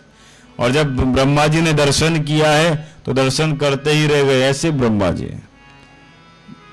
मुस्कुराते ब्रह्मा जी ने प्रार्थना की है भगवान से, मुझे इससे गलती हो गई है, मैं अपने आप को ब्रह्म मानता हूं और आज मैंने साक्षात आपका दर्शन कर लिया। उस दिन से ब्रह्मा जी का अभिमान दूर कर दिया। ऐसे ब्रह्मा जी सृष्टि के रचयिता हो, आज भगवान ने ब्रह्मा का मोह दूर कर दिया। जिसको इतना अभिमान था, इसलिए कभी अभिमान मत लाना। जिसके अंदर थोड़ा भी अगर अभिमान आ गया तो भगवान वहां पर रुकते नहीं है, तुरंत खिसक जाते हैं। इसलिए कभी जीवन में अभिमान लाना ही मत। हमारा हृदय बिल्कुल सुंदर पात्र के समान हो, बस अभिमान होना ही नहीं चाहिए। ये भागवत कथा हमको यही तो सिखाती है कि क्रोध को छोड़ दो, स्वभाव को संतों के जैसे बनाओ। ना जाने किस भेष में नारायण आ जाए, घर में कोई भी अतिथि आए, भोजन के लिए नहीं तो कम से कम पानी के लिए तो पूछ ही सकते हैं, क्योंकि भगवान भी कभी भक्तों की परीक्षा ले लेते हैं। इसलिए कभी किसी की परीक्षा नहीं लेना चाहिए। जिस भाव में जो संत महापुरुष आ जाए सबका सादर सत्कार करो। नहीं है तो जल तो पिला ही सकते, जल से बड़ा कुछ नहीं है, क्योंकि जीवन का लक्ष्य सिर्फ एक ही है, वो है ईश्वर की प्राप्ति। अगर आपने ईश्वर को पा लिया तो समझो कि आपने सब कुछ पा लिया। अगर आपने ईश्वर को नहीं पाया तो समझो आपने कुछ भी नहीं पाया। अपने एक लक्ष्य को लेकर चलो। आपका जो लक्ष्य है, आपका लक्ष्य है कि मुझे साधना करना है, तो आप साधना में डूब जाइए। आपका लक्ष्य कि भगवत स्मरण करना है तो आप उसमें डूब जाए। एक लक्ष्य को लेके चलोगे तो शायद साध्यता की प्राप्ति हो जाएगी, और आपका अगर वो लक्ष्य ही नहीं होगा तो आपको साधना की प्राप्ति नहीं होगी। एक लक्ष्य को चलोगे तो साधना की प्राप्ति हो जाएगी। लक्ष्य एक बनाकर चलो। अगर आपका लक्ष्य अच्छा है तो भगवत प्राप्ति हो जाएगी। एक लक्ष्य को बनाकर चलो, ये किशोर जी की कृपा हो जाएगी। लक्ष्य आपका अच्छा होना चाहिए जिसमें भगवत स्मरण बनाना है। ब्रह्मा जी ने चतुरों की भागवत को प्रदान किया है और सब ऋषियों ने भागवत कथा को सुना है। ब्रह्मा को मोह दूर किया है जिसको इतना अभिमान था। इसलिए कभी अभिमान नहीं करना चाहिए। ना जाने किस भाव में भगवान कैसे प्रकट हो जाए, क्योंकि अभिमान करोगे तो भगवान का दर्शन नहीं हो पाएगा। भगवान का दर्शन करना हो तो अपने हृदय के दर्पण को बिल्कुल साफ रखो, जिसमें भगवत रूपी अमृत रुक सके, उसका दर्शन हो सके। ऐसा अमृत जो हम और आप सब सुन रहे हैं, ये कल्प वृक्ष का पका हुआ सार है भागवत कथा, जिसका हम और आप सब आनंद ले रहे हैं। दिव्य सुंदर भागवत की चर्चा में नारद जी का प्रसंग, ब्रह्मा जी ने चतुर्लोक भागवत को प्रकट किया। 24 अवतारों में भगवान ने कहां कहां अवतार लिए, उनकी महिमा का कथा कही है। बस भाव भगवान के 24 अवतारों में सबसे श्रेष्ठ अवतार एक रामा अवतार और एक कृष्ण अवतार, ये 2 अवतार सबसे श्रेष्ठ हैं। इन अवतारों में भगवान ने अनेक रूप में जन्म लिए हैं, भगवान ने अनेक रूप में लीलाएं की हैं, भगवान अनेक रूप में प्रकट हुए हैं, भगवान ने न जाने कितनी लीलाएं की हैं। तो रूप एक होना चाहिए, दर्शन अनेक के करो। अब जैसे ही मंदिर है, एक उदाहरण है, 5 देवी देवता होते हैं, 5 उपासना जिसको कहते हैं पंच उपासना। सेवा सबकी करो, निष्ठा एक में रखो। जैसे आपके शिव आराध्य हैं तो आप शिव की आराधना करो, आपके भगवती आराध्य हैं तो आप भगवती की आराधना करो, आपके कृष्ण जी आराध्य हैं तो आप कृष्ण की आराध्य करो। भाव सब में रखो, निष्ठा एक में रखो, भाव सबके प्रति होना चाहिए। ये नहीं कि हम जब जल चढ़ाने जाएं तो भाव एक में रखें और एक में हो ना। अब जैसे अनेक देवी देवता, जल सबको चढ़ाओ क्योंकि सब में भगवान का वास है, तो सब भाव सब में होना चाहिए, मन निष्ठा एक में होना चाहिए। अगर आप में एक में निष्ठा बनी रहेगी तो शायद आपको भगवत स्मरण, आपको भगवत की कृपा हो जाएगी। ये भागवत जी की महिमा है। वासुदेव परम ज्ञानम वासुदेव परम तपः वासुदेव परो धर्मो वासुदेव पराः गति। जो धर्म की जो शरणागति ले लेता है, भगवान उसको प्रत्यक्ष रूप में दर्शन दे देते हैं। ये भागवत की महिमा है। भागवत में अनेक प्रकार की कल्प वृक्षों की कथा कही है। जैसे जिन भक्तों ने भागवत को सुना है, क्योंकि भागवत में एक ये भी श्लोक आता है, मैंने कई महापुरुषों से सुना है, कई महापुरुष कहते हैं कि भाई हम नहीं बज सकते, बजाने वाले गुरु कृपा है, बिहारी जी हैं, जब तक उनकी कृपा हमारे ऊपर हो जाएगी तो हम बज नहीं सकते। भाई आज हम बोल रहे हैं तो ये उनकी कृपा है, अगर उनकी कृपा नहीं होगी तो हम बोलेंगे कैसे? जब तक बिहारी जी की फूंक नहीं लगेगी, क्योंकि वक्ता एक वंशी की तरह होता है और फूंक लगाने वाले कौन होते हैं? बिहारी जी। जब तक वो अपनी फूंक नहीं लगाएंगे तो हम बजेंगे कैसे? तो एक वक्ता भी एक वंशी की तरह होता है, जब तक उनकी कृपा नहीं होगी, बिहारी जी की फूंक नहीं लग जाएगी, गुरु कृपा नहीं हो जाएगी तो हम बज ही नहीं सकते। तो इसलिए भगवत स्मरण करते रहना चाहिए। इदम भागवतम नाम पुराण, ये भागवत वो पुराण है, साक्षात ग्रंथ है, साक्षात कृष्ण का स्वरूप है भागवत, जिसको हम और आप सब श्रवण कर रहे हैं। वसुदेव सुतम देवम कंस चारूण मर्दनम, ये भगवान वही वासुदेव हैं जिनके यहाँ कृष्ण के रूप में अवतार हुआ। ऐसे भगवत रूप भगवान की कृपा हो जो हम और आप सब बैठकर इस ब्रह्म की कथा को सुन रहे हैं। कहने का भाव यही, भाव हमेशा एक में रखो, सेवा सबकी करो और भाव एक में होना चाहिए। ब्रह्मा जी का मोह दूर किया है, ये भागवत की महिमा का वर्णन किया है। ये भागवत को जब प्रदान किया तो सबने सोचा भाई आज तो बड़ा आनंद आ गया, आपने दिव्य भागवत स्मरण कराया, भागवत की चर्चा की है। और उसी समय सब ऋषि मुनि ने मध्य में प्रकट होकर संकीर्तन करने लगे। जब संकीर्तन प्रारंभ हुआ तो ऋषि मुनि एकत्रित हो गए, बोले भैया वो आनंद आ गया, वो आपने दर्शन दे दिया जिसका कभी हमें प्रतीक्षा ही नहीं थी, जिसके लिए हम तरस रहे थे, आपने वो आनंद हमें प्रकट कर दिया। जब ब्रह्मा जी ने जब भागवत को जब दिया, ब्रह्मा जी ने कहा लो ये भागवत कथा को लो और सबके मध्य में प्रकट कर दो, सबको ये कथा सुना दो। उसी समय सबने इस कथा को लिया और आनंद के साथ भागीरथी मां गंगा के पावन तट पे दिव्य भागवत कथा श्रवण कराने लगे। और सब ऋषियों ने इस भागवत को सुना है, किसी ने थाल ली, किसी ने काल लिया है, किसी ने जंजरा लिया, किसी ने मजीरा लिया है और दिव्य भागवत कथा को गुनगुनाने लगे।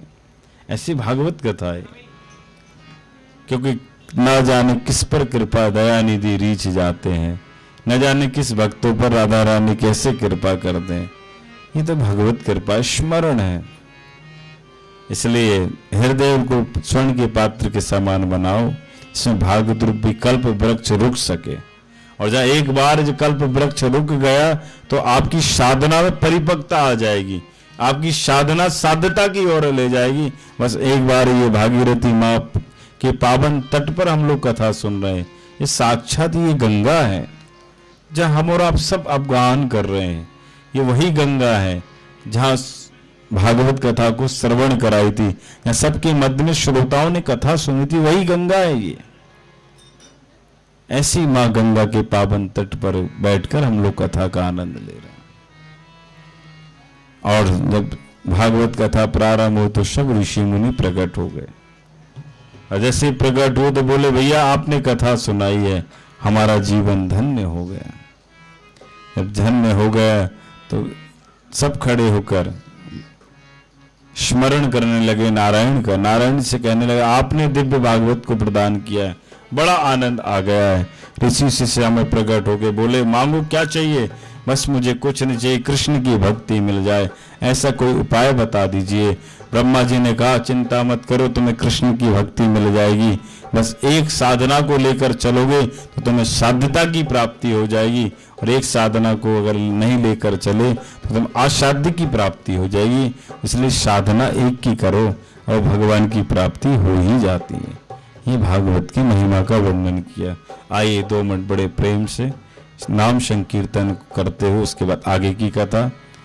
श्रीमन नारायण नारायण हरि हरि, श्रीमन नारायण नारायण हरि हरि, श्रीमन नारायण नारायण हरि हरि, श्रीमन नारायण नारायण हरि हरि, श्रीमन नारायण नारायण हरि हरि, श्रीमन नारायण नारायण हरि हरि, श्रीमन नारायण नारायण हरि हरि, श्रीमन नारायण नारायण हरि हरि, श्रीमन नारायण नारायण हरि हरि, श्रीमन नारायण नारायण हरि हरि, श्रीमन नारायण नारायण हरि।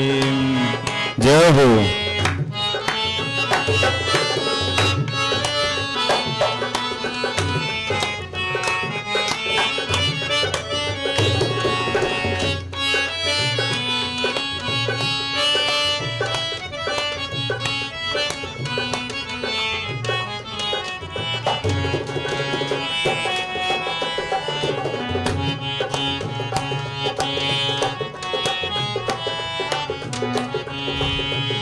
बद्री नारायण नारायण हरि हरि, बद्री नारायण नारायण हरि हरि, बद्री नारायण नारायण हरि हरि, बद्री नारायण नारायण हरि हरि, श्रीमन नारायण नारायण हरि हरि, श्रीमन नारायण नारायण हरि हरि, श्रीमन नारायण नारायण हरि हरि, श्रीमन नारायण नारायण हरि हरि, भजमन नारायण नारायण हरि हरि, भजमन नारायण नारायण हरि हरि, भजमन नारायण नारायण हरि हरि, भजमन नारायण नारायण हरि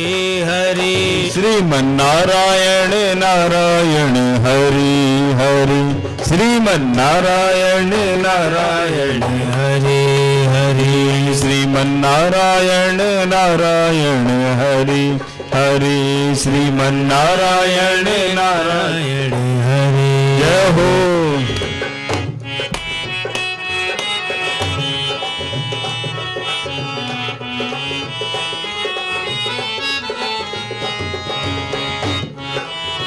राधे।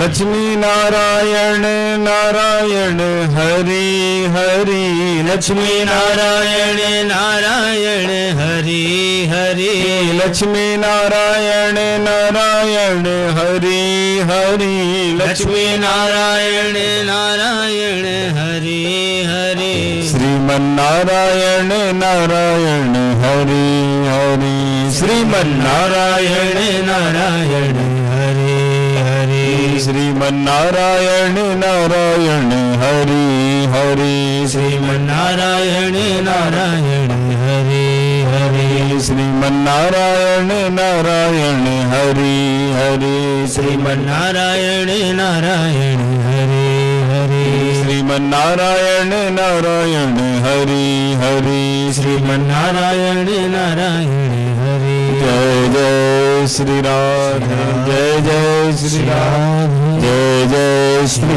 राधे।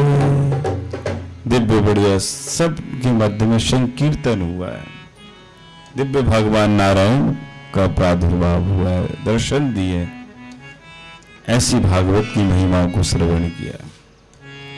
क्योंकि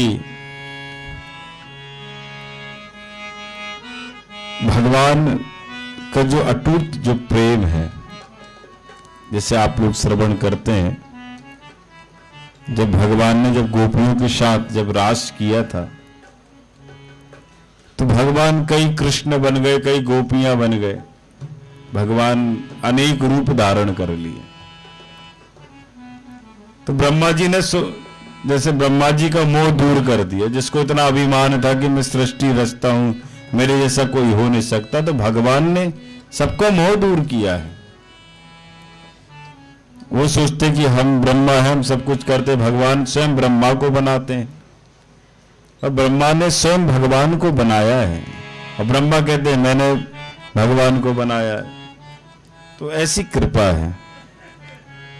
जब भगवान ने जब गोपियों से जब प्रेम किया तो गोपियां कहती भगवान से कि जब आपको प्रेम करना था और आपने हमसे इतना प्रेम किया और प्यारे, हमने सिर्फ आपको सुना है, आपको श्रवण किया है, आपकी लीलाओं को स्मरण किया है, आपको देखा भी नहीं, जैसे रुक्मणी ने कभी देखा नहीं था और भगवान को मन ही मन सब कुछ मानती थी। ऐसी गोपियों ने भगवान को, कई गोपियों ने भी देखा नहीं ठाकुर जी को, मगर अपना प्रेम, अपना सर्वस्व भगवान को प्राप्त करा दिया। ये भगवान की कृपा है। भगवान ने कभी देखा नहीं है, न गोपियों ने भगवान को देखा है, बस सहज रूप में दर्शन करा दी, कृपा करा दी और कृपा हो गई। तो वही मैंने कहा ना जाने किस दया पर भगवान भी रीझ जाते हैं, किस दया पर किशोरी भी रीझ जाती है, जिस पर जैसी दया ठाकुर जी करते हैं। ये भागवत स्मरण है, बस प्रेम की चर्चा है। ये भागवत रूपी ये अमृत है, ये जहां हम बैठकर आप कथा सुन रहे हैं मां गंगा के पावन तट पर, जहां भागवत कथा को सुनाया गया। सब ऋषियों ने 88,000 ऋषि मुनि ने इस कथा को श्रवण किया। सब ऋषि, बड़े बड़े ऋषि मुनि ने कथा को सुना। ऐसे गंगा के तट पर हम और आप सब कथा सुन रहे हैं। कहते हैं गंगा मैया के दर्शन करने मात्र से हमारे सारे पापों का उदय हो जाता। ऐसी गंगा मैया, एक बार जो गंगा मैया का दर्शन कर लेता है तो हमारे जो हृदय पवित्र हो जाता है। गंगा मैया साक्षात जो भागीरथी गंगा मैया, जहां बैठकर हम लोग अमृत पान कर रहे हैं, ये भागवत रूपी अमृत जो हम सबको पान करा रहे हैं। श्री वेदव्यास जी ने बड़ी दिव्य चर्चा सुनाई, सब ऋषि मुनि ने इस कथा को सुना है। जब ऐसी भागवत कथा संपूर्ण हुई तो कुरुक्षेत्र की पावन भूमि पर जब भगवान अर्जुन, जब कृष्ण भगवान जब अर्जुन को जब गीता का उपदेश दे रहे थे, तो पूरी कथा को अर्जुन ने सुना। भगवान ने एक रथ पर बिठाकर, एक सिंहासन पर बैठकर पूरी संपूर्ण गीता को रसस्वादन कराया है अर्जुन को, और अर्जुन ने एकाग्रचित्त होकर उस कथा को सुना, पूरी गीता को सुना है। इसलिए गीता सबको पढ़ना चाहिए। गीता सो गीता कर्तव्य, ये हमारा कर्तव्य है, गीता सबको पढ़ना चाहिए। और गीता का अध्ययन करना चाहिए, गोपी गीत का पाठ करना चाहिए, क्योंकि जो गोपी गीत का पाठ करता है उसे भगवान उसके ऊपर सहज रूप में कृपा कर देते हैं। जैसे भगवान ने गोपियों के ऊपर कृपा कर दी, ऐसे ही ये भागवत कथा है। भागवत कथा का 10वां स्कंद है जो प्राण है, इसको गोपी गीत कहते हैं। ये भागवत का प्राण है 10वां स्कंद, इसको हम और आप सब सुन रहे हैं। ये भागवत का एक भी शब्द अगर हमारे हृदय में बैठ गया तो समझो हमें साक्षात बिहारी जी का दर्शन हो जाए। विमान लेने के लिए आएगा, अगर एक भी शब्द हमने इसको उतार लिया, चित्त में उतार लिया, तो समझो कि ये कृपा हो गई। कई लोग कहते हैं कि महाराज वक्ता का मन जब लगता है जब श्रोता होते हैं। हमारे यहाँ तो हम गंगा मैया को सुना रहे हैं, गंगा मैया सुन रही हैं। जो भी थोड़े भूल चूक होगी तो अपना बेटा समझकर तुम आप कर ही देंगी। बस कैमरे को देखकर हम बोल रहे हैं, सुनने वाली भी गंगा मैया, सुनाने वाली भी गंगा मैया, ये दोनों ही गंगा जी का अवतार है। एक चरणों से निकली, एक भागीरथी गंगा जो बह रही है। तो ये कृपा है बिहारी जी की। ऐसी दिव्य भागवत कथा को श्रवण किया है। संपूर्ण जब अर्जुन को जब गीता का उपदेश दे दिया, संपूर्ण उपदेश देने के बाद भगवान ने कहा कि भाई तुमको हमने गीता का उपदेश दिया है। अब जैसे कोई वक्ता जब कथा सुनाता है तो उसको कुछ ना कुछ देना चाहिए। अर्जुन के मन में विचार आया कि आपने हमें गीता का उपदेश दिया है और इतनी सुंदर आपने हमको कथा सुनाई है, तो मेरा मन कहता है कि मैं आपको कुछ दूं। भगवान ने कहा मुझे कुछ चाहिए नहीं है, क्योंकि आपने इतने प्रेम से मेरी कथा सुनी है। मुझे बड़ा आनंद आया, क्योंकि श्रोता जब सुनने वाला होता है तो सुनाने वाले को बड़ा आनंद आता है। मगर आजकल सुनना कौन चाहता है? लोग कहते हैं महाराज भागवत तो पोथी है, पन्ना है। ये पोथी पन्ना नहीं है, ये साक्षात वांग्मय कृष्ण का स्वरूप है भागवत कथा। जिसको हम जितनी गहराइयों में जाएंगे उतना ही हमें सब कुछ प्राप्त होगा। जब तक हम गहराइयों में नहीं उतरेंगे तो हमें मिलेगा क्या? पहले भागवत को समझो कि भागवत कहते किसे हैं, क्योंकि भागवत में 4 ही शब्द हैं, भागवत। इस बात को समझो कि इन 4 शब्दों में क्या लिखा हुआ है। और हमने इन 4 शब्दों को समझ लिया तो समझो कि भगवत कृपा हो गई। इन 4 शब्दों को समझना हमारे लिए बहुत जरूरी है। और 4 शब्द हमने अपने हृदय में बिठा लिए तो समझो कि हमने संपूर्ण भागवत का ज्ञान प्राप्त हो गए। भा से भक्ति, ज्ञा से ज्ञान।